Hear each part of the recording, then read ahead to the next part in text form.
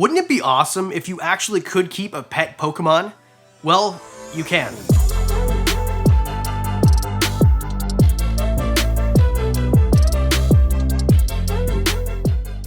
I think the giant caveat here is sorta, because no, you can't have a real Charmander, for example, but you can have something that looks just like them, and at the end of the day, Pokemon were based, I don't mean to break your hearts, Pokemon aren't real? Okay, Pokemon were all based off of animals or plants or something from real life. So today, let's go over the top 5, and all of these will actually make great pets. And if you want to see a part 2 where we go into the 2nd gen or 3rd gen or crazy reptiles, I'll make it. You just gotta hit that like button. I really want to do more of these to let YouTube know that people should watch these. Okay, let's get right into it. One last thing before we start, stay tuned to the end. We're giving away 10 free shirts. I'll tell you how to win them in a bit. Number 5, Squirtle. You can have a real life Squirtle, except for it's actually a musk turtle. It's a stink pot. These guys are tiny, they're small, that's the same thing. They're basically like a beginner turtle, whereas Squirtle is a beginner Pokemon. Right at the beginning of the game, whether you picked red or blue from the very start,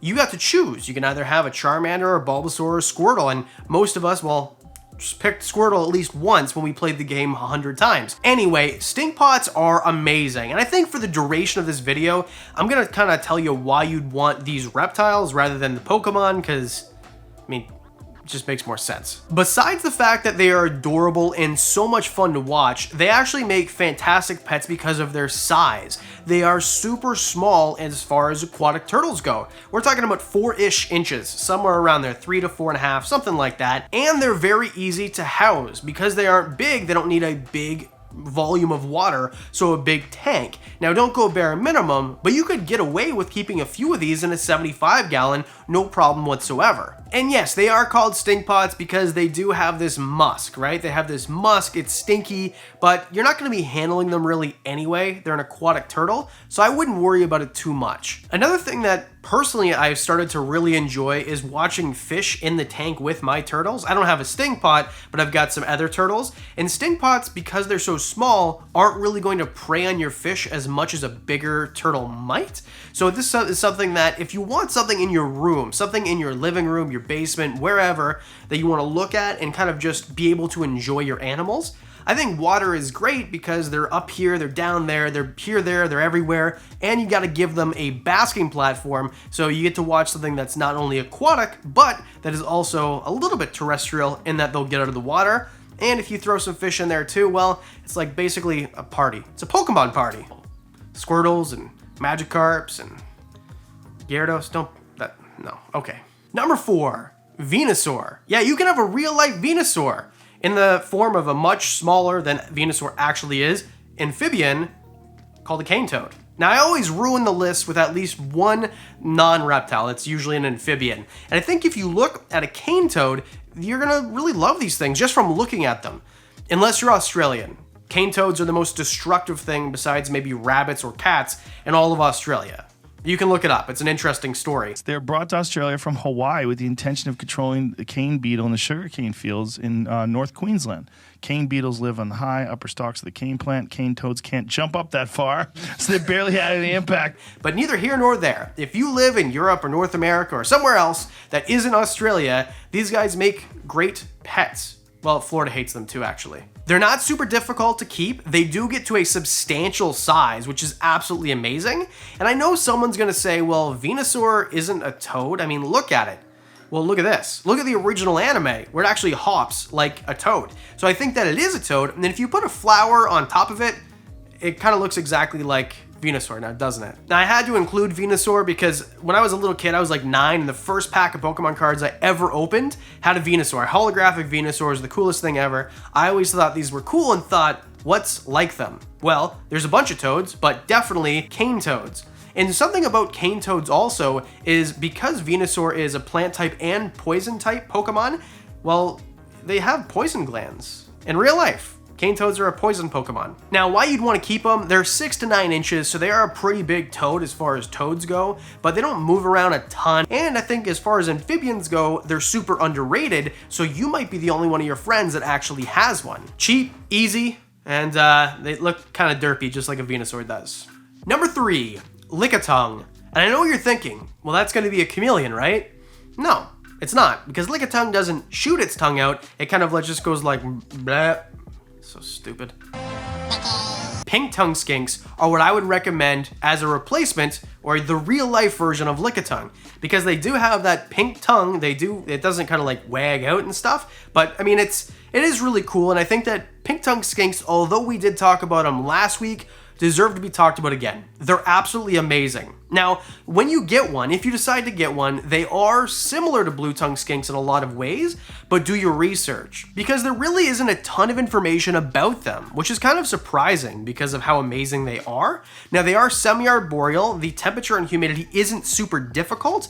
I know a lot of people keep them cooler than they actually should keep them, but just keep an eye out for that. Do your actual research. We are working on our own care guide, but I think that because the diet is so easy and diverse, because they do eat several different things, and the temperature and humidity isn't that difficult, and the coolness of the arborealness, which is a word we decided, really sets these guys apart from other types of skinks and other types of lizards or reptiles that you can have as pets at all. And they're only going to get to a little over a foot anyway, so they're not super big, whereas a blue tongue skink can get over 2 feet. These guys will get just over 1 or 1.5 feet maybe, so they are quite a bit smaller than a blue tongue, not only in length, but in girth also. And if you want to handle your pet Pokemon, these guys can be handleable. There are, differing, some people say that theirs they can never tame down and others can. I don't really think it's a husbandry thing. I think it's just more, a personality thing. I've got some ball pythons that don't want to be handled and some that really don't care if you handle them all day.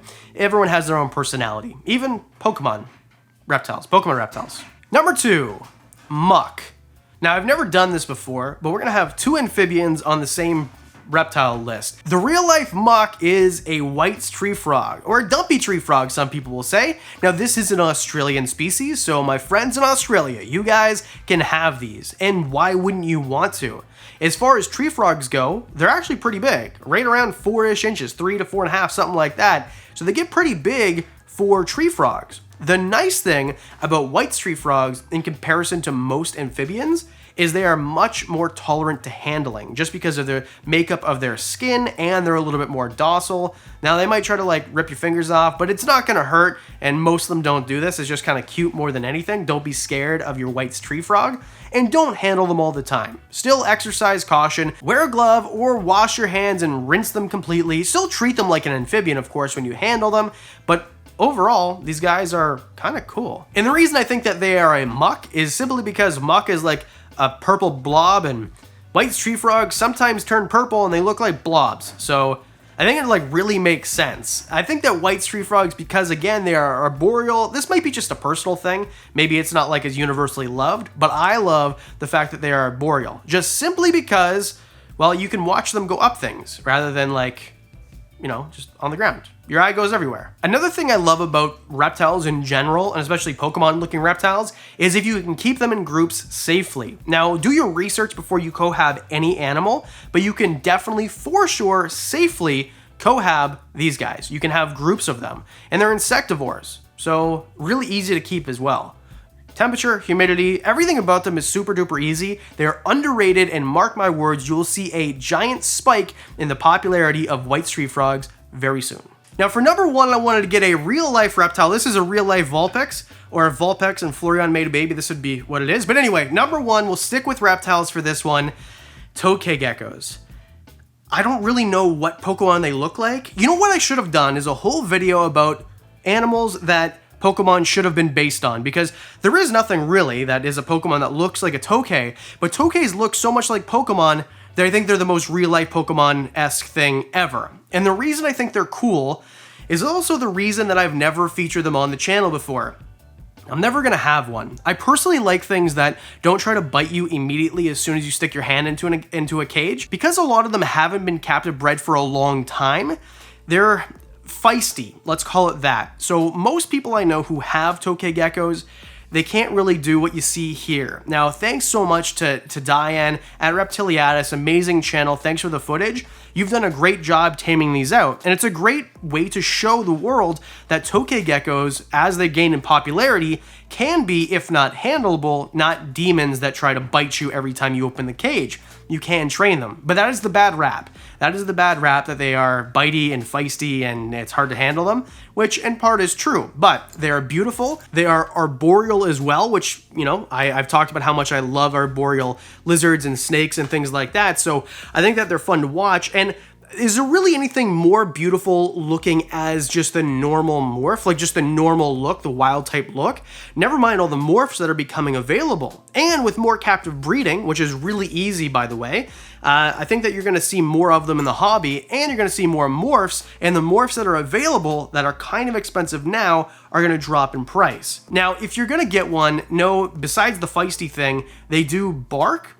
And I would say the bite is definitely worse than the bark, but they do make like this barking, chirping type sound sometimes, and they do get rather large. They can get over a foot. Some people say even up to like 16 inches, which as far as geckos go is freaking huge. Not huge for a reptile, but for geckos, it's right near the top of the biggest reptile or the biggest geckos in the world. So something to stay in mind. But the care is easy, the diet is easy. These guys are absolutely amazing, and I think they're definitely the most out of this world Pokemon-ish looking thing that there is, possibly. Now, before we wrap this up, those are your top 5, and if you want me to do this again, leave a comment down below and hit the like button. The more people hit the like button, the more people get to see this video, and we'll do another one again if I know you guys want to see it. We are giving away 10 free shirts once we get to 100,000 subscribers. So if you want to win a free shirt, all you have to do is like this video, leave a comment with this emoji right here, and be subscribed and follow the Instagram channel. That's it. And we're giving away 10 shirts as soon as we hit 100,000 subscribers, which isn't that far away. So I want to say thank you for everyone who watched this, who took the time to comment or like. A special thanks to the Patreon supporters. You guys are amazing. One of you gave me the idea for this video, and you get to see extra stuff early. Extra stuff in my collection that I don't talk about on this channel, discounts on the merch, which, by the way, you can win one of these ones if you win the contest. Just hit subscribe. Videos early and things like that for as little as $1 a month. Are you holding me back here? You can be a Patreon supporter too. I'd really appreciate it. So there we are. Those are your top 5 Pokemon. I really appreciate you guys watching, and because I do videos twice a week, that means we'll see you on Thursday.